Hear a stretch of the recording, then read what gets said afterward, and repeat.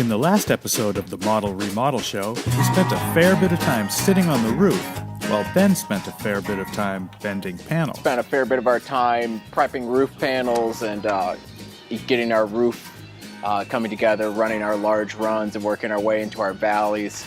I was really impressed with the quality of these panels as far as the finish goes on them. Some panels that we've used in the past will scratch if you look at them wrong, and this is a really durable finish. It installs really nicely and stands up to the abuse of being installed no matter how ginger you try to be on them. After all that, we've gingerly smacked down the roof on Professional Remodeler's 2017 Model Remodel. This week we had a push to work on our interior air sealing and insulation. And the push is because we've got drywall delivery coming on Friday at the end of this week, so we have to have the interior insulated, wrapped, inspected, and ready for drywallers to start hanging board on Monday morning. Before installing the ceiling drywall, Ben decided to try an interior air barrier membrane, which ought to help the attic insulation do its job. Roxul is one of my favorite insulations and kind of my go-to for a couple of reasons. First and foremost, for its performance and really good moisture management ability. Add on top of that it's inorganic, so we don't end up with any mold issues or biological growth. And the fact that it is a strong fire retardant, so it makes for a safe building enclosure for smaller projects and projects where I'm really trying to make a robust hydric shell. Roxul's my go-to.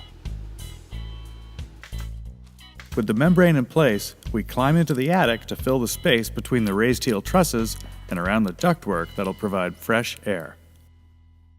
10 more inches of insulation are added to this first layer too, to completely enclose and bury the ducts. But before insulating the walls, they peek around the house looking for air leaks. Blower door assisted IR guided air sealing, finding some of our weak spots in our envelope and just taking the chance before we stuff our walls full of insulation to knock those out. Another piece of prep is cleaning the cavities of junk just before sealing them up. This is part Ben's OCD and part his concern for IAQ in the future. The hard parts in stud walls are the teeny cavities, which mean cutting insulation down to size. These are Swedish-made Bahco insulation knife and saw. For years I've used just a cheap bread knife to cut Roxul. But I'd heard some guys talk about these and took a stab at it, and they work really, really, really well. This one in particular works really good for the comfort board. Cuts like a laser through that stuff.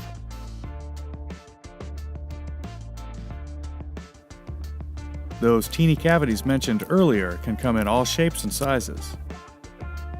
This one is 2 inches deep, so the 2-inch Roxul comfort board tucks in nicely. Ben cuts them in place with the insulation knife.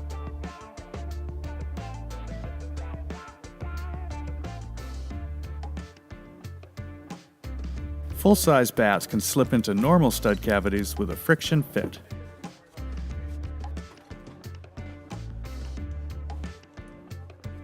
He cuts around outlet boxes and tucks the bats cleanly around them.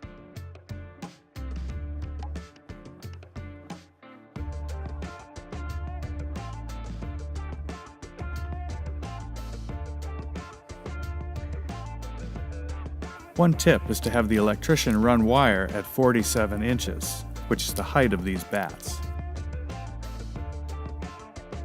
Headers are padded with 1-inch Roxul comfort board, and the basement ceiling gets safe and sound bats tucked between the joists.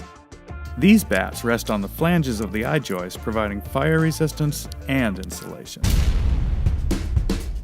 Next week, Monday, we'll have our sheetrockers in and starting to hang board. At the same time, we've got our helical pier crew coming out to set our piers for our deck ledgers and girders. So Monday we'll set helical piers and start into the framing process and start banging out a couple of decks here on the project. We're really excited for that and just plugging along and moving our way towards finishes here.